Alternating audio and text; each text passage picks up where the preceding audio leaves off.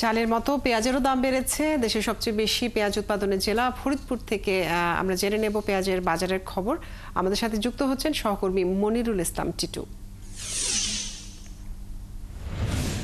টিটু, জানাবেন যে এবার কি পরিমাণ পেঁয়াজ উৎপাদন হয়েছে জেলায় এবং কত দামে পেঁয়াজ বিক্রি হচ্ছে পাইকারি এবং খুচরা বাজারে, এর পার্থক্য কত?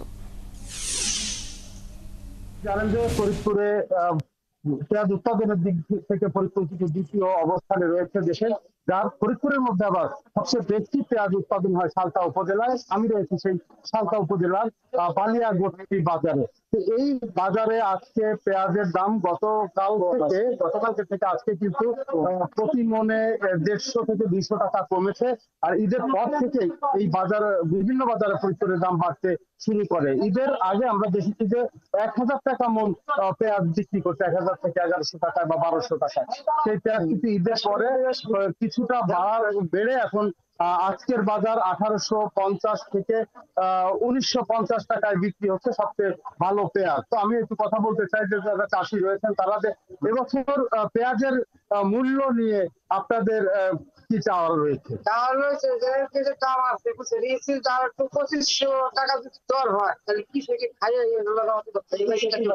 মানে কেন সেটি একটু জানতে চাই।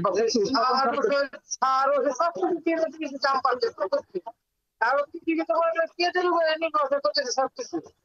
পেঁয়াজের দাম যদি 2500 টাকা থাকে কালকে বেশি 2100 টাকা, আজকে 3000, আজকে পরে এই বাজারে আইসি পাইলে বাজারে আজকে 1800, 1850, 1900 পরে 250, 300 টাকা যা নাই আজকে কম।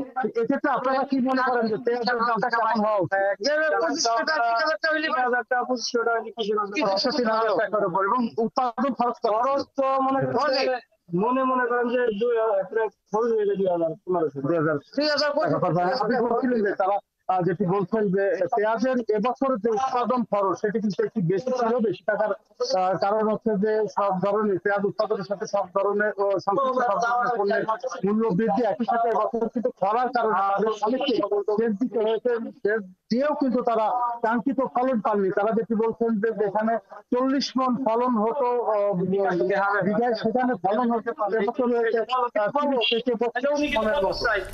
টিটু, আপনাকে অনেক ধন্যবাদ যুক্ত থাকার জন্য। দর্শক, ফরিদপুর থেকে পেঁয়াজের বাজারের খবর জানাচ্ছিলেন আমাদের সহকর্মী। পেঁয়াজের বাজারে আরো খবর জানবো আমরা। আমাদের সাথে পাবনা থেকে যুক্ত হচ্ছেন সহকর্মী মুস্তাফিজুর রহমান। মুস্তাফিজ, পাবনায় পেঁয়াজের দাম কত এখন? এবার জেলায় পেঁয়াজের উৎপাদন কেমন হয়েছে? বাজারের সরবরাহ কেমন রয়েছে?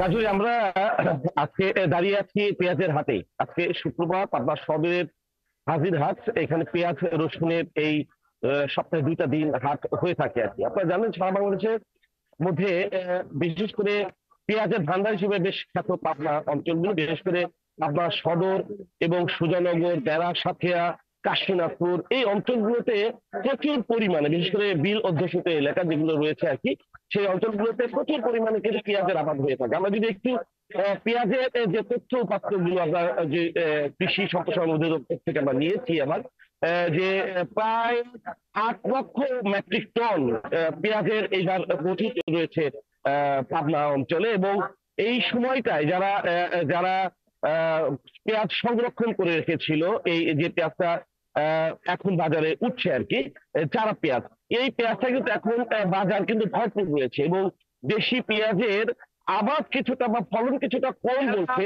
কৃষকরা, কিন্তু বাজারে আমরা যেটা পরিলক্ষিত করছি যে গত হাটের থেকে এ হাটে আজকে 200 টাকা বা 300 টাকা বলে কম রয়েছে। তবে যে দামটা ভালো পেঁয়াজটা কিন্তু আজকের হাটেও 2000 থেকে 2100 টাকা বলেই বিক্রি হচ্ছে আর কি এই হাজির হাট থেকেই। তো আমরা 3টি ধাপে যেটা দেখেছি, 1700 থেকে 2100 টাকায় কিন্তু পেঁয়াজ বিক্রি হচ্ছে শুকনো পেঁয়াজ গুলো।